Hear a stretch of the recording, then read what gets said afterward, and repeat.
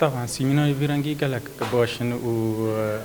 كاركي باشا مثلا جبو أبي حاضر بن مرو جي أكاديمية ناس بكي كا ما في مرو چيا كا اجبر أكاديمي أوي دخونن أو زانن ري قانوني وري ياسایی چنا بتايبت مثلا ام الفيدر ملت كرد وكي پنابر ام تين فيدر ام نزان ما في مچيا كا ام بري خابدن كي هر دعوة وما فاوكن اف ما فچنا وكا بچ آليته بچر ام كاربن دعوة وما فاوكن ليفرلي ام زانن مثلا بنود عهد الدولي هيا ك بلكي بنجيب سي بنتي دا هنا بندانا اي عالمنا اي نتويه قرطينا اي هميانا كا ام ليفر ككردي روج آوا ام ليفرن ام ناس دكن ام زان چتي دايا ام زان كا ما في مهنا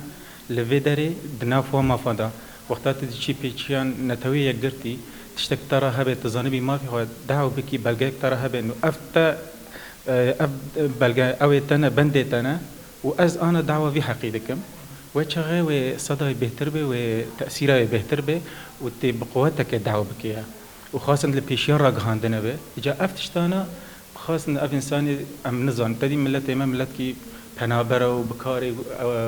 خدا كتيا وبعيشتها خدا كتيا بس إنساني مثلا درفتها ببك أف درفتي أنا تشيبوي انسان ورا جهدار بكي كابزان ما في ويچنا بخوش خراب بخونه بخوتي كبه تصفحات التواصل بخوتي كبه انترنت ده ناس بكي وقت ويچغي تبني مولد بخوب خوي بگي هوا كارن خو بگي نه كارن بيش نتوي يگرتي كارن دعوه حقي خوب